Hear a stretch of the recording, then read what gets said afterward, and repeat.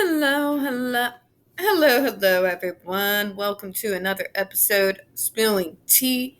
I am your host, Tiffany Daniels, and we're going to be covering a few things today. First thing we're going to be going over is the ASAN Autism Self-Advocacy Network letter, along with a few other organizations calling for the ban on electric skin shock devices that led to the FDA hearings in regards to the GED that is used at the Judge Rotenberg Center.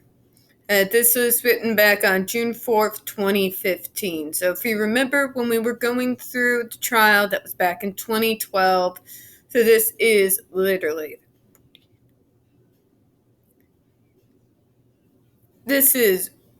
at least 4 years later. So this is to Dr. Stephen Orstoff, Commissioner, U.S. Food Drug Administration, read docket number FDA-2014-N0238. And it states, Dear Commissioner Ostroff, we are writing to urge the FDA to act on recommendations of the Neurological Devices Panel of the Medical Devices Advisory Committee at a public meeting convened last year on April the 24th, that the harms of aversive conditioning devices used for contingent electric shock outweigh any potential benefits.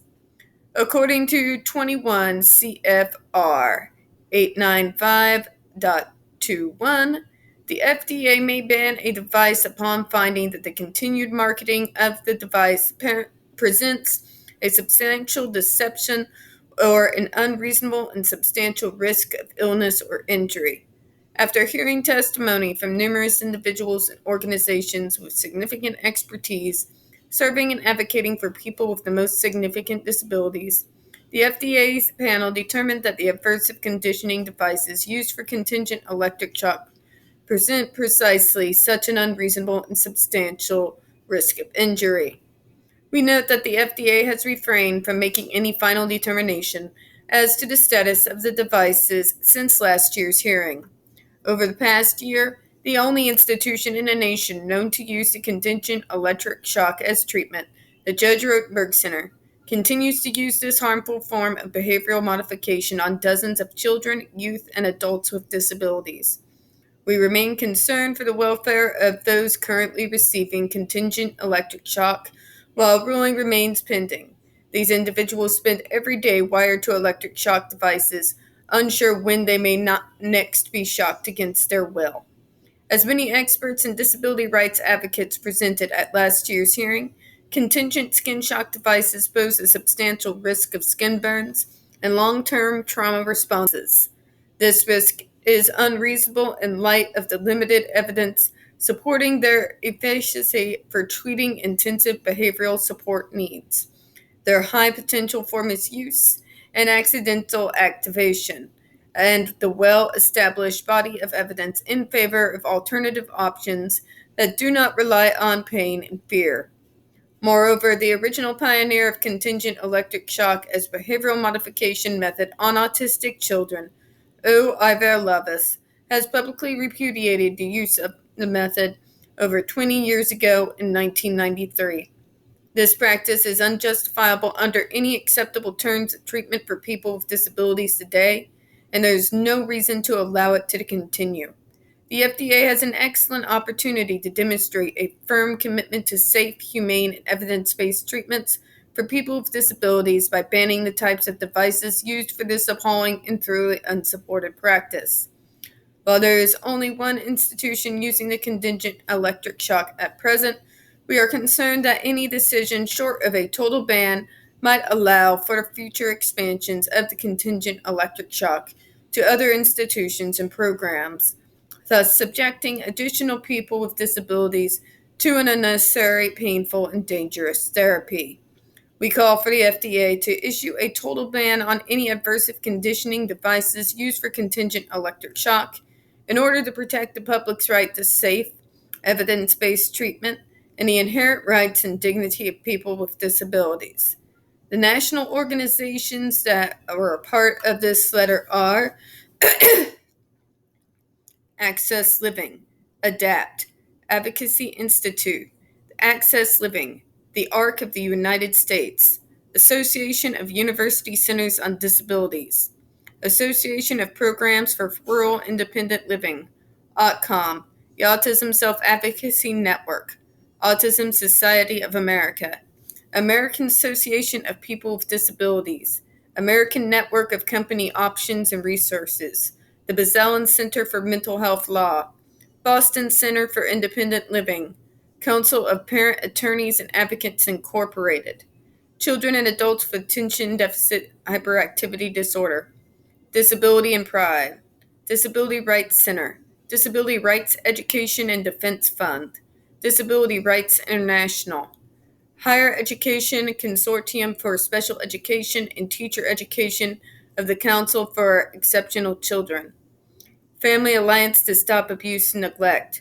Family Voices, Lead On Network, Little People of America, Mental Health America, National Association of Councils on Developmental Disabilities, National Association of the Deaf, National Association of State Directors of Special Education, National Autism Association, National Council on Independent Living, National Disability Rights Network, National Down Syndrome Congress, National Down Syndrome Society, National Federation of Families for Children's Mental Health, National Organization of Nurses with Disabilities, Not Dead Yet, Parent to Parent USA, Respectability Law Center, TASH, and the United Spinal Association.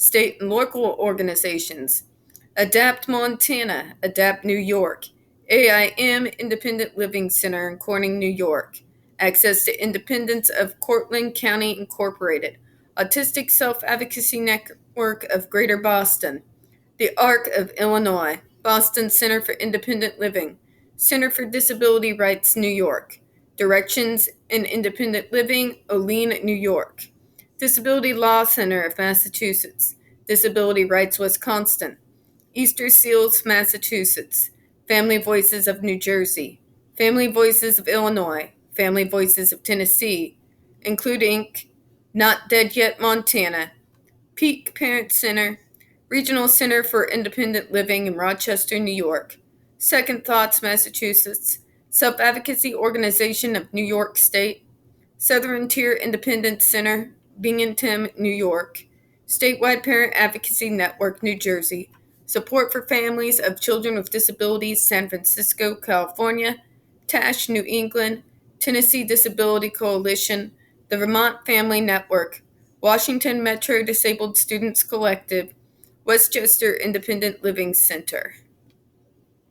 So as you can see, quite a few organizations. This is by far from this whole idea of things you find on the internet, like the propaganda video we saw yesterday stated. You got well-respected organizations from all 50 states that were a part of this letter in regards to the hearings on this GED device. So, whenever anybody says that it's just stuff you find on the internet, give them the link to this article. I will include it in the description of this video and point out to some of these groups.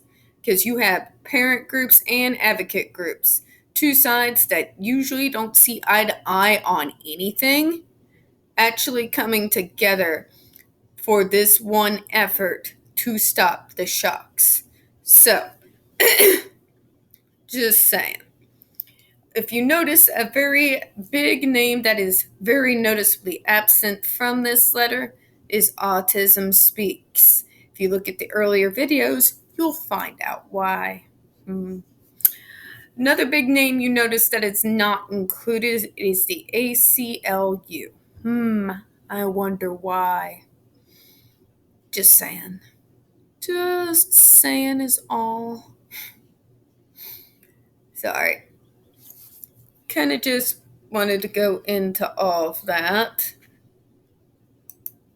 Now, there's a few other things other than, of course, going on with this letter that I wanted to cover in this video. So let me get that pulled up here. With each video, I'm going to start including videos that show the other side. I want to give you a good idea of the people we've been up against and what we're going to be looking at in regards to resistance. So let me take a look here.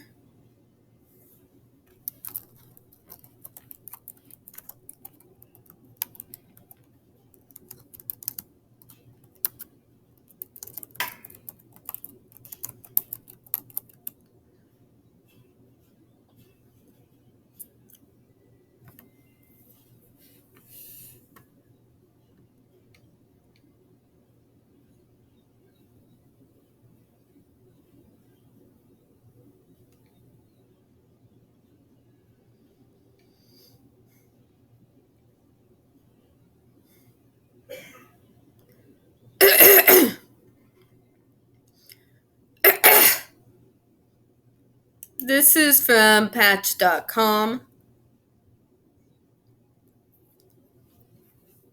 I'm going to try not to get triggered and go on a rant, but as we all know, I have difficulties in doing that, so we'll see. Parents share a different view of the Judge Rotenberg Center. While some advocates oppose treatment, some, that's real cute. I did say I'd try. We just saw that letter to the FDA. Does that look like some to you? Just saying. Okay. While some advocates oppose treatment that call for a boycott, parents are grateful for the center in Canton. All of them? Really? Because Cheryl McCollums would beg to differ. Just saying. Sorry, hair is bushy and nuts today.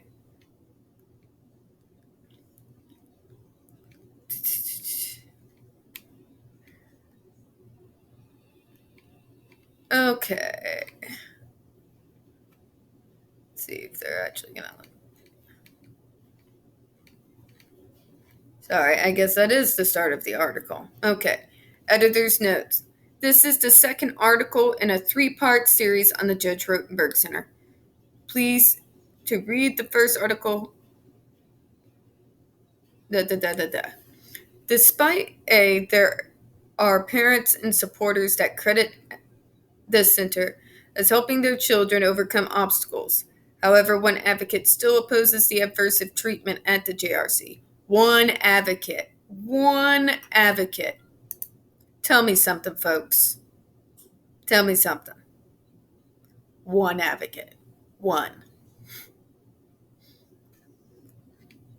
Tell me, does this look like one advocate to you? Yeah. But go off, Karen.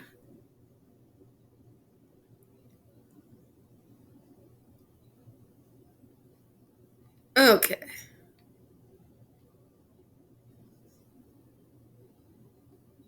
Still opposes the aversive treatment used by the JRC.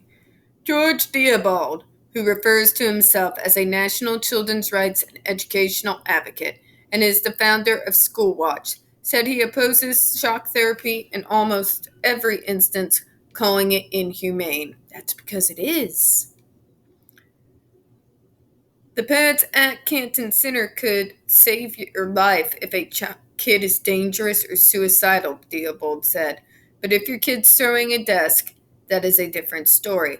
According to Diab, many children at the center come from low-income families who do not have all options presented to them for treatment.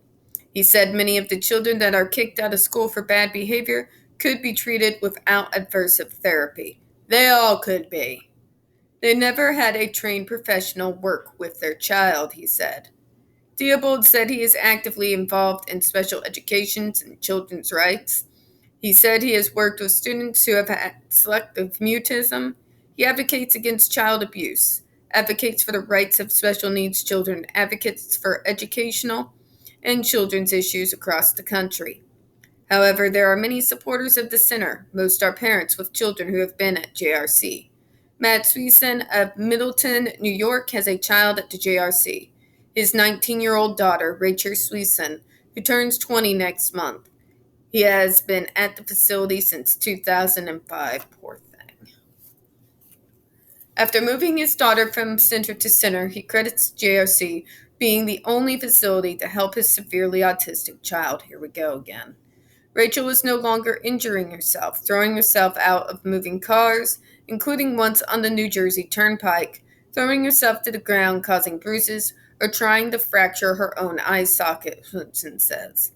Also something that could have been worked on without torturing your daughter. Take her out of the center. If those behaviors return, guess what? They're not doing their job, you're just letting them torture your daughter. These are the same arguments people are using for ABA, for God's sake. But moving on. The controversy overshadows the fact that, like most institutions, there's a lot of love for the residents there. A lot of love. A lot of love. Okay. He said it's not like this place is a Nazi house of horrors. Those kids are loved there. It is a Nazi house of horrors. I'm sorry to tell you. In terms of the restrictions, I'm just going to say it. If that's love, if that's what they think love is, count my ass out. Just saying. In the terms of restrictions for the children at the JRC, Matthew Israel, the founder, did that out of their own best interest. Their own best interest. This dude has been sold the Kool-Aid and he said it tastes good. God. It's out of your own kid's best interest to be tortured on a 4-point board? Really? Swinson said he wants to see those children succeed in society. He feels that even with learning disorders and behavioral issues, residents can be contributing members of society by torturing the disability out of them. God, it's like talking to the freaking proto-cure people. Swinson said he had noticed after Israel's indictment and the media attention, the JRC became very defensive, but that suspicion goes two ways, he noted. You don't see much support in the press for the school. It makes the school suspicious of any publicity coming their way, Swinson said. The father, who tries to visit his daughter as often as possible, said the school handles some of the most difficult students in the country and the state. God, he really drank the Kool-Aid. He said he is grateful for the progress his child has made. She is now able to say several words and use them correctly, including Dad, bye-bye. Rachel's staff is wonderful, some of the best staff I've had, he said. The best staff you had? Where the hell did you have her before freaking Auschwitz?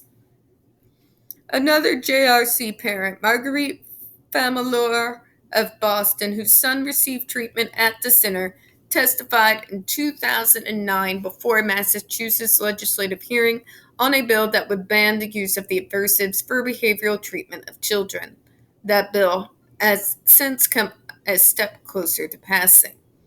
In taped testimony, Famalor said, "Walk in our shoes for just a day.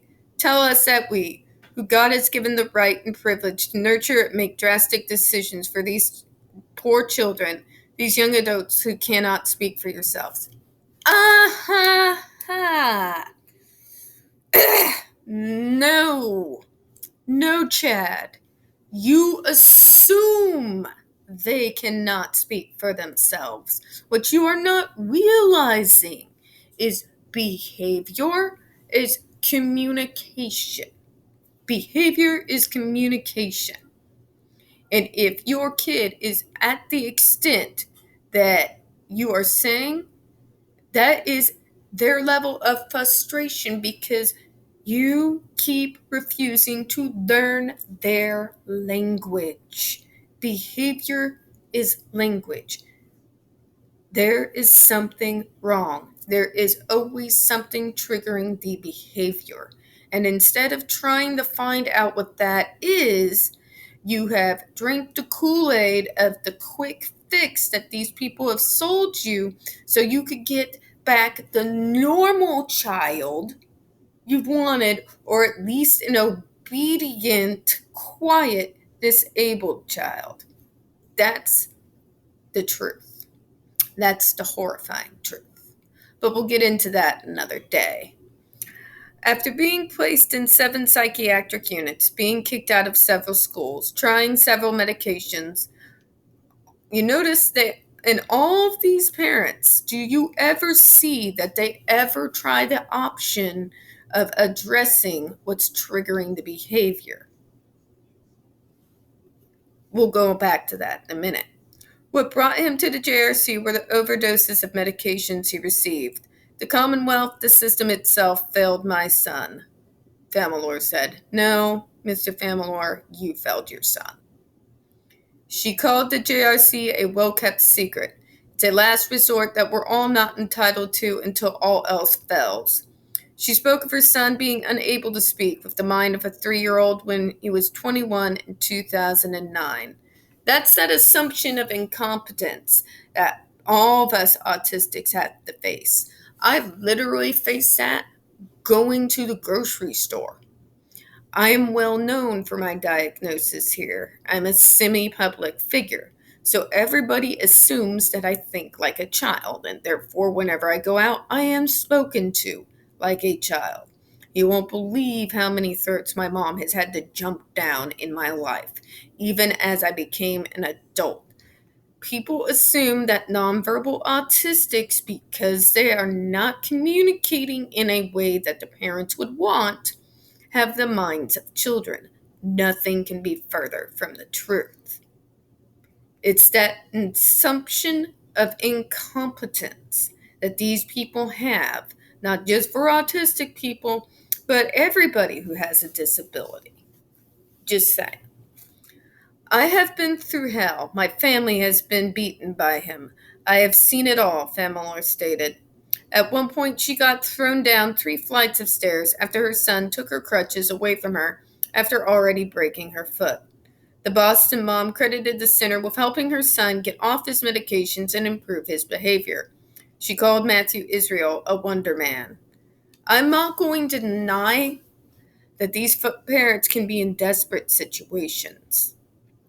I have seen the bars on the windows. I have seen the meltdowns. I know that I know that I know not every autistic is like me. I acknowledge this fact. But is the only answer, really to then cause these kids to be continuously shocked at 10 times more powerful than a police taser? We have violent criminals in jails all across America and the world.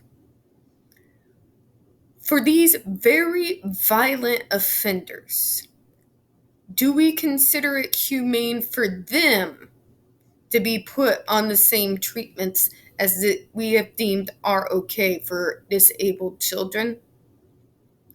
We have terrorists. We have people who have committed war crimes, some of the most horrific actions in the world, who are locked up. Would we consider it humane to do to them what is considered okay to do to disabled children at this school? The answer is no. The international community would rise up against some of these actions, and rightfully so. So why is it okay, then, for it to be done to these disabled kids because their parents are desperate? I want you to think about that for a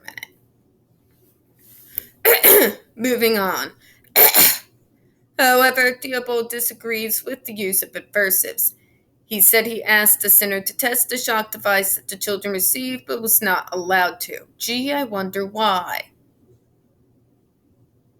Other reporters have been allowed to test the device, but none were able to test the highest setting on the adjustable device.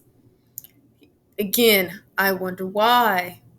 He also filed a 51A complaint against the JRC with the Massachusetts Department of Children and Families and wants to get the center taken off the New York State list of approved schools. Good for him. Currently, there are 110 students from New York, with about 213 students total. New York keeps them alive, he said. I'm not getting paid for this stuff, Diab said to his opposition to the JRC. There is nothing to lie about. If that school was good, I'd be fighting to keep this open. Amen. Amen. Now, this is going to be a little bit of a long one. Most of you have heard me speak of Adversives in reference to this school. But Adversives is more than just what they're doing here at this school. It has a pretty long and dark history, and I kind of want to give you a better idea. Because even though this is the only school that uses electroshock, it is not the only school that uses adversives, which we are equally as opposed to as the electroshocks. So we're going to take a look at that, and we're going to take a look at one more propaganda video before we get out of here today.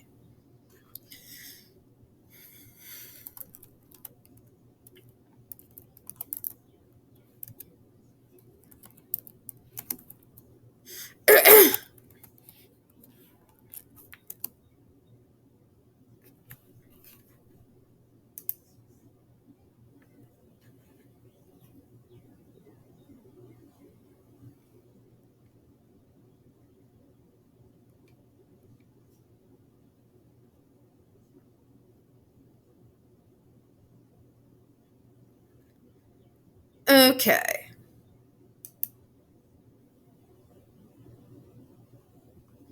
This is from Science Blogs, which is actually a pretty relatively objective place.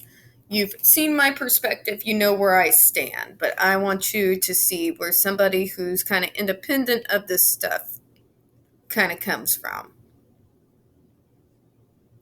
Okay. This is from 2014.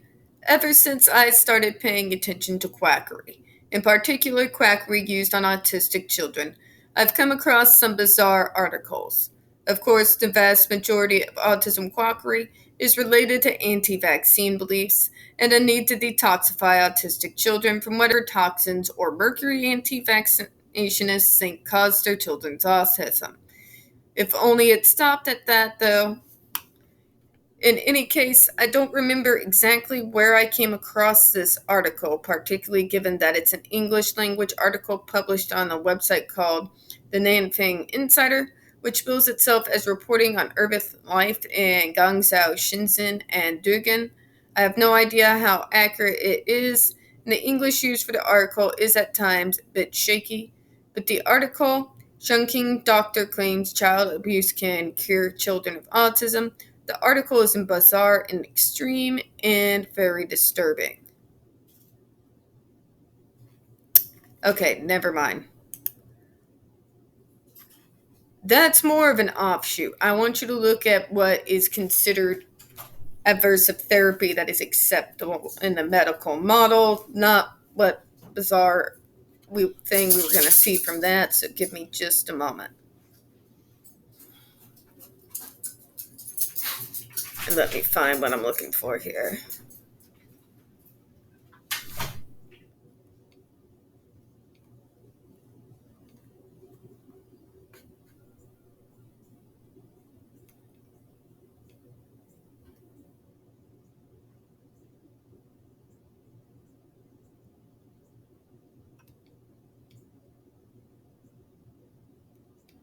I might have to end up defining this on my own for you.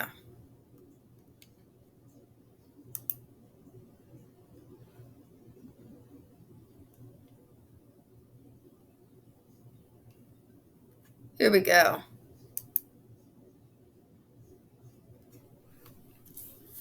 I can't believe I had to go to Wikipedia. Sorry, folks, we don't have an edit button here. We are technologically challenged. In psychology, adversives are unpleasant stimuli that induce changes in behavior via negative reinforcement or positive punishment. By applying aversives immediately before or after a behavior, the likelihood of the target behavior occurring in the future is reduced. Aversives can vary from being slightly unpleasant or irritating to physically, psychologically, and emotionally damaging. It is not the level of unpleasantness or intention that matter, but rather the level of effectiveness the unpleasant event has on changing, decreasing the behavior that defines something as aversive. Unconditioned aversive stimuli naturally result in pain or discomfort and are often associated with biologically harmful or damaging substances or events. Examples such as extreme heat or cold, bitter flavors, electroshocks, loud noises, and pain. Aversives can be applied naturally, such as touching a hot stove or in a contrived manner, such as during torture or behavior modification. A conditioned aversive stimulus is initially a neutral stimulus that becomes aversive after repeated pairing with an unconditioned aversive stimulus. This type of stimulus would include consequences such as verbal warnings, gestures, or even the sight of an individual who is disliked. Use in ABA. Aversives may be used as punishment or negative reinforcement during applied behavioral analysis. In early years, the use of aversives was represented as a less restrictive alternative to the methods used in mental institutions such as shock treatment, hydrotherapy, straitjacketing, and frontal lobotomies. Early iterations of the Lovis technique incorporated aversives, though Lovis later abandoned their use. Over time, the use of aversives has become less common, though are still in use as of 2021. Several national and international disability rights groups have spoken against the use of aversive therapies, including TASH, Autism National Committee, known as AUTCOM. Although it has generally fallen out of favor, at least one institution continues to use electric shocks on skin as an aversive. A ruling in 2018 supported its continued use. The FDA has made a commitment to ban its use, but as of January 2019 has not yet done so. So that's still about the skin shocks. But aversives, such like with ADA, includes more than electric shock. So I'm going to have to define this for you, apparently. Of course I am. So aversive therapy also includes complete control over food. It's basically a carrot and stick, folks. So, in order to punish you, for example, you would then be either deprived of food entirely, or your diet would be extremely restrictive to, like, bread and milk, for example, which, of course, brings into question good nutritional values. Food deprivation is a part of aversive therapy, and it's horrible. It's rewards and punishments, which we thought went the way of the dinosaurs, but not when it comes to disabled kids. They use food deprivation. Rewards can be such as earning the ability to eat more nutritional, more well-proportioned meals. It can include to be able to go to the bathroom, whereas they would make you wait until you performed the behavior that they wanted. It's quite disgusting, for lack of a better term. It can also include like the sensory deprivation helmets, which we have talked about earlier. It's bad, folks. It's bad. And what it does is it's trying to condition kids. It's trying to condition them to get the responses out of the child that they want without a care as to how the kid that they are conditioning feels about it. If you're being conditioned, you are not in control. And the bad thing about that is as you get older, you, with this type of training, with no sense of autonomy, who knows what horrible things can happen. I'll probably do a series on adversives separate from this to get a little bit more into it, but I do actually want to get to another propaganda video today before we close out. So let me go ahead and do that for you here.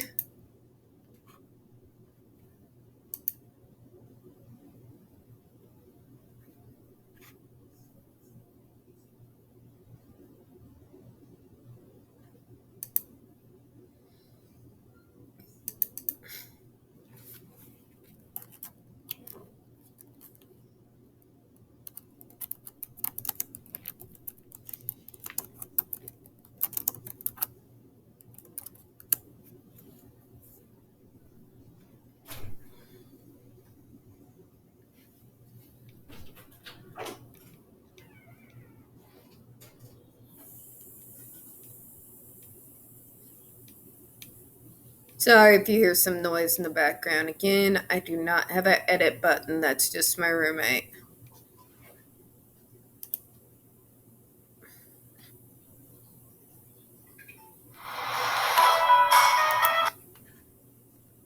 I really don't want to see that.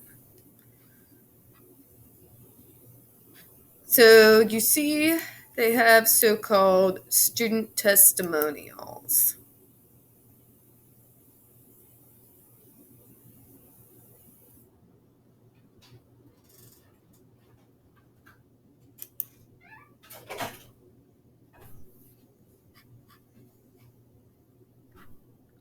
So let's see what Samanthas parents have to say. This is going to be just a real short vid.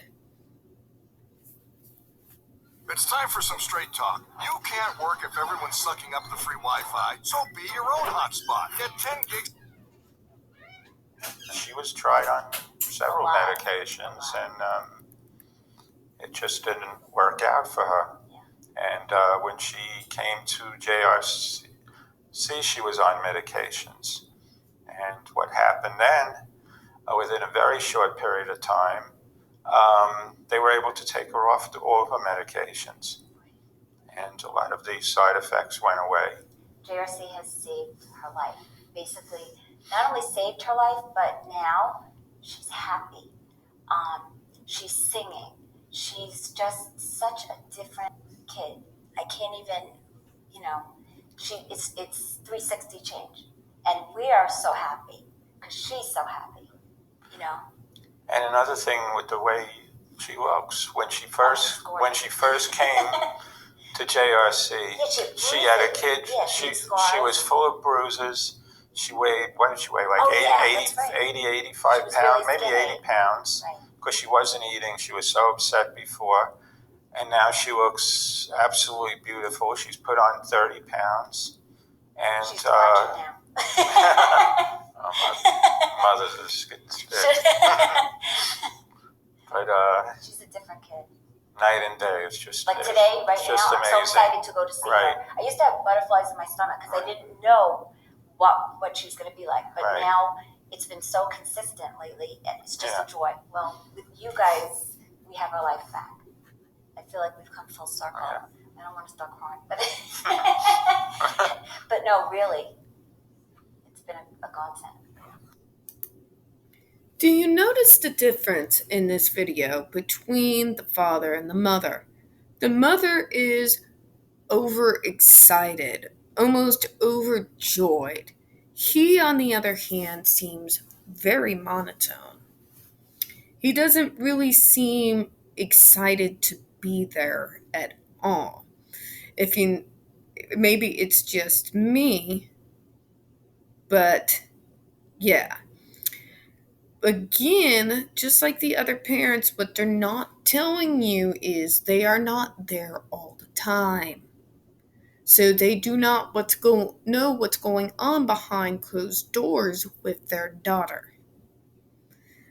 Also, when she talks about she looks happy and all that, And then, my number one, what got my hackles up, we got our lives back.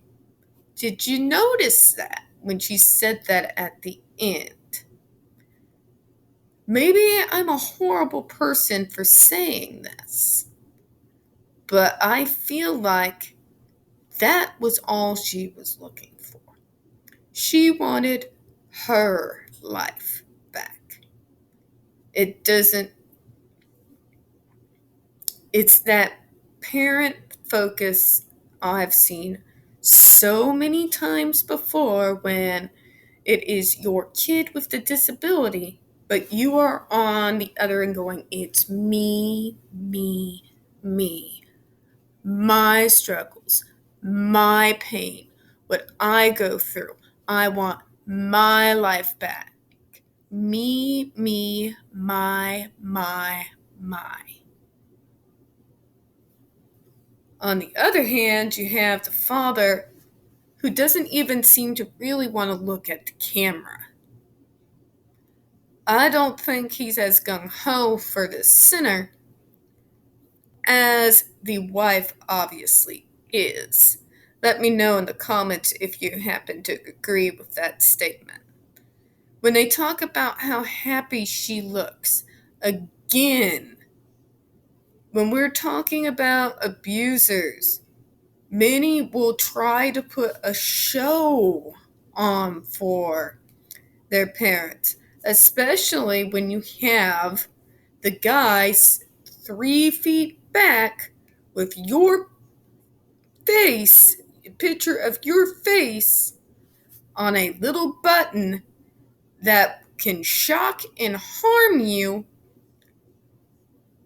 It's essentially the threat of, you better act happy, you better smile, you better put a show on for your parents, because if you engage in what they consider aggressive behaviors, they're going to shock you. What they never talk about is there is always that threat of abuse. There is that threat of shock that is always present whenever these parents come to visit. When these kids do get the privilege of being able to go home with their parents, what do they do with the parents? Well, with the ones they got to drink the Kool-Aid, they show these so-called aggressive, targeted behaviors. They want the parents to also participate in shocking their children. So, yeah, there you are. Remember, we got all of this from Jennifer Masamba, from the testimony of Cheryl McCollins. So, yeah, you have to forgive me if I just don't believe this woman who says her child is suddenly so happy. I think her child is putting on a show for her parents so that she does not then punished for targeted behaviors. It's essentially telling her parents, acting in a way, showing her parents what they want to see so that she is not punished later behind closed doors. Also, we all know Stockholm Syndrome is a thing, especially in circumstances like this.